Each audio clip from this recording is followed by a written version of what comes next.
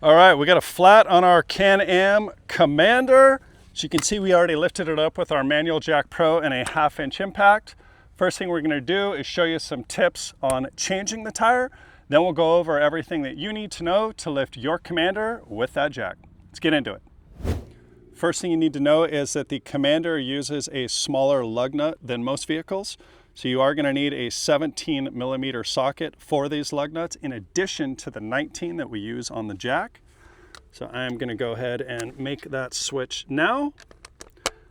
If you do not have an impact, another suggestion is before you lift, we actually wanna break these loose while the weight of the vehicle is still on the tire. Because we have an impact, I'm just gonna take these off right now.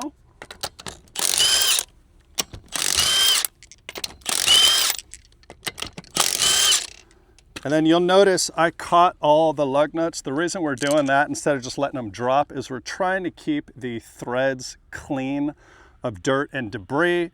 We don't want to have anything in here when we go back on because there is a chance that we could gall and damage the studs, which then requires replacement, and that's a bunch of work you don't want to have to do. So hold on to those guys. Now, I should say if you do accidentally drop one or two, not a big deal. We're just going to pick that thing up, knock it out, blow it out, double check that there's nothing in there, and then we'll stick these in a safe spot, get this off and get it replaced.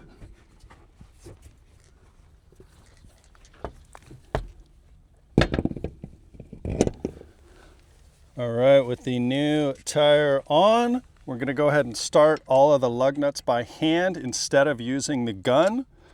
The reason we're doing that is we wanna make sure we don't cross thread anything and create more work than we actually want to take care of out here on the trail. All right, with all these on, the next thing we want to go through is tightening.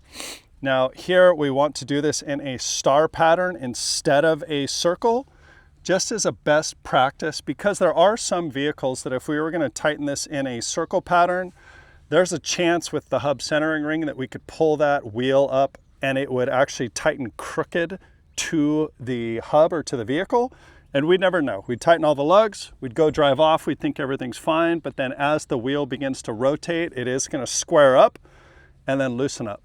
These lug nuts are gonna fall off, wheel's gonna come off, it's gonna create all kinds of issues. So as a best practice, go ahead and do this in a star pattern, which I'll show you now.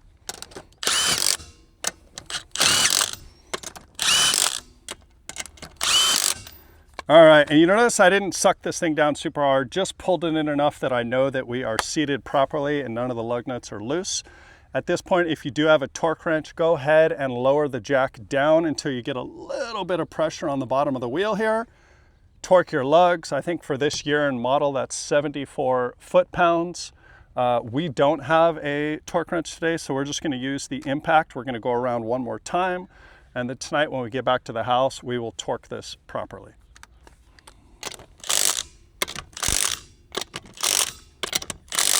All right, with that tight, we're gonna switch back to our 19mm. Lower the jack.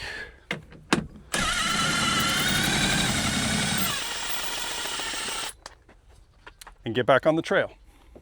We're gonna start at the rear of the vehicle, but first, we need to grab the jack out of the mounts.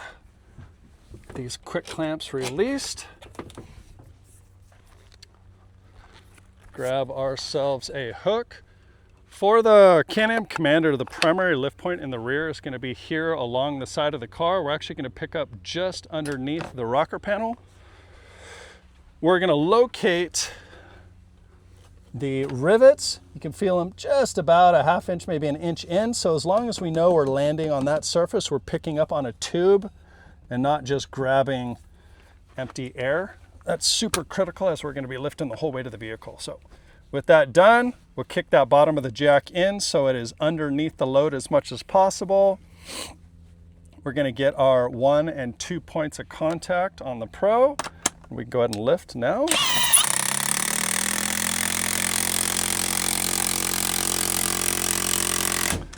All right, there we go. We got the tire in the air, ready for the repair.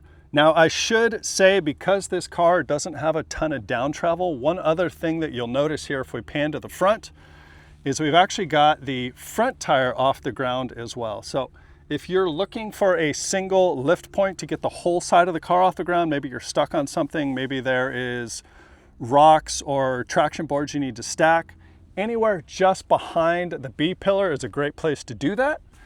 Okay, that is the rear lift onto the front. Now, if you need to do a front only lift, we're gonna again pick up along the side of the car, just under the rocker panel, locating on that chassis tube that's right behind it. To access that, just like we did in the rear, we're gonna open the door.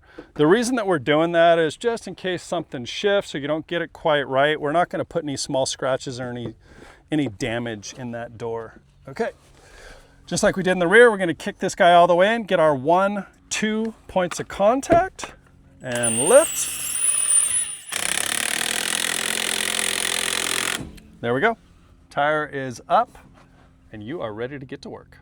Wait, before you go, 2 quick tips for you. 1, if your car is drivable, please pull that off the trail, preferably to a flat, unobstructed area. This is gonna do a couple things. It's gonna make sure that you are not blocking the trail, and you're also not gonna have to worry about getting hit. Plus, it's just safer to do work in that kind of environment. And 2, if any part of your body is going to be under the vehicle or there's a chance you're going to get into the vehicle, you must put something under the vehicle to act as a jack stand. Now, this can be a cooler, toolbox, spare tire, log, rock, whatever it is, something that is under the vehicle to act as a catch in case the vehicle moves off the jack. That way, you are going to get your job done safer and you're going to get back onto the trail quicker. Today's video had one goal, and that is to make lifting safer and easier, because how you lift it matters. I'm Bryan with AGM. If you have any questions or comments, please leave them below. Thank you for watching this episode of How You Lift It, and we'll see you next time.